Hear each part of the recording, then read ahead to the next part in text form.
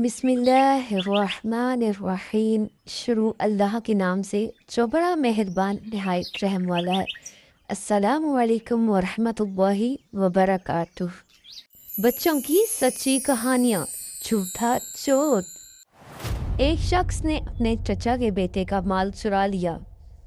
मालिक ने चोर को हरम पाक में पकड़ लिया और कहा, ये मेरा माल है। चोर ने कहा, तुम झूठ बोलते हो। उस शख्स ने कहा, ऐसी बात है तो कसम खा कर दिखाओ।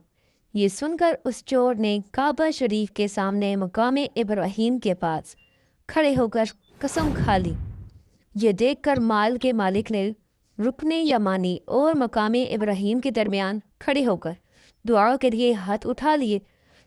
अभी वो दुआ मांग ही रहा था कि चोर पागल हो गया और वो मक्का शरीफ में इस तरह चीखने चिल्लाने लगा, मुझे क्या हो गया और माल को क्या हो गया और माल के मालिक को क्या हो गया।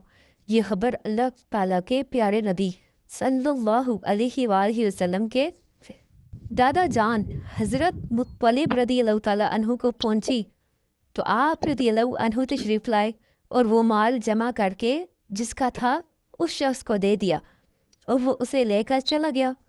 जबकि वो चोर पागलों की तरह भागता और चीखता चिल्लाता रहा, यहाँ तक कि एक पहाड़ से नीचे गिरकर मर गया और जंगली जानवर उसको खा गए।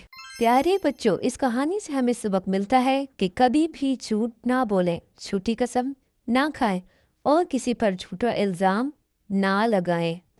अगर आपको ये इस्लामी वाक़या पसंद आया हो तो हमारे चैनल को सब्सक्राइब करें, वीडियो को लाइक करें और दूसरों तक ज़रूर पहुंचाएं।